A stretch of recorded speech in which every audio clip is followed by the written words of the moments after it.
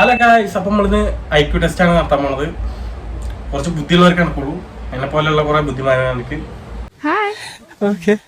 നമുക്ക് വീഡിയോ കിടക്കാം.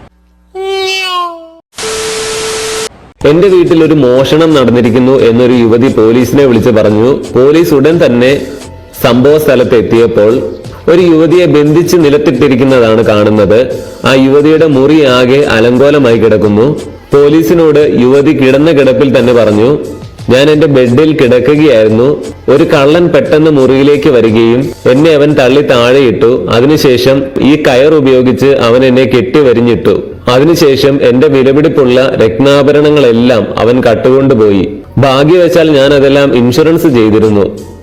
പോലീസ് ഉടനെ തന്നെ ആ യുവതിയുടെ കെട്ടുകൾ അഴിച്ച് അവളെ സ്വതന്ത്രയാക്കുകയും ഉടൻ തന്നെ അറസ്റ്റ് ചെയ്തുകൊണ്ട് പോവുകയും ചെയ്തു. എന്തുകൊണ്ട്?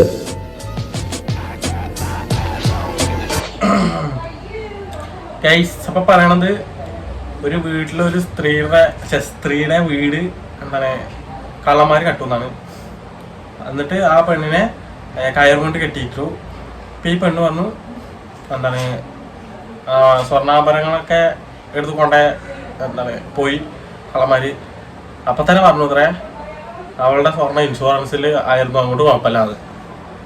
അപ്പൊ തന്നെ പോലീസ് പിടിക്കുകയും ചെയ്തു ഇത്രേ. അപ്പൊ എന്താ കാര്യം നോക്കാം. എനിക്ക് തോന്നണത് അവള് ഇൻഷുറൻസ് തുകയ്ക്ക് വേണ്ടിയിട്ട് അവളെന്നെ കട്ടുന്നാണ്. നമുക്ക് നോക്കാം.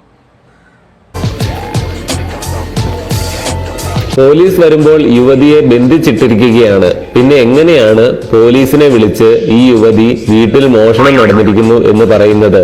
അങ്ങനെയാണ് പോലീസിന് കാര്യം മനസ്സിലായത്. ഉദ്ദേശിച്ച നേരെ തല തിരിഞ്ഞു, എന്നാലും കുഴപ്പമില്ല, അവളെന്നെ കളി. പിന്നെന്താ, ഉത്തരം ഒന്നല്ലേ. ഒരു വലിയ റെസ്റ്റോറന്റിലെ ഒരു വാഷ് റൂമിൽ ഒരു യുവതി മരിച്ചു കിടക്കുന്നത് ശ്രദ്ധിക്കുക. റെസ്റ്റോറന്റിലെ ഭക്ഷണം കഴിക്കുന്ന സ്ഥലത്ത് 5 പേരെ നമ്പരിട്ട് സൂചിപ്പിച്ചിരിക്കുന്നതും കാണുക. ഇവരിൽ ആരായിരിക്കണം ആ കൊലപാതകം നടത്തിയിട്ടുണ്ടാവുക?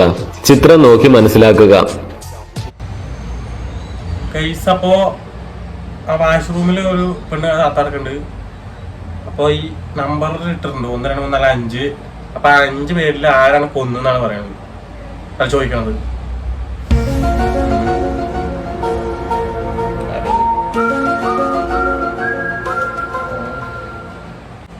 എനിക്ക് തോന്നണത് ആ 3 ആണെന്നാണ്.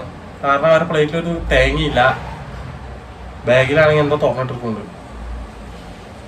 എന്തായാലും നോക്കി നോക്കാം.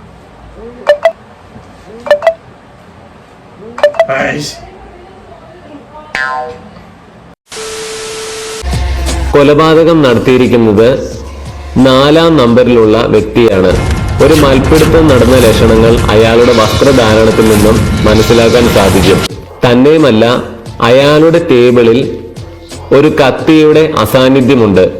ആ കത്തിയാകട്ടെ മരിച്ചു കിടക്കുന്ന യുവതിയുടെ സമീപത്ത് നിന്ന് നമുക്ക് കാണാനും സാധിക്കും. അതിനാൽ 4-ാം നമ്പറിലുള്ള വ്യക്തിയാണ് കൊലപാതകം നടത്തിയിരിക്കുന്നത്.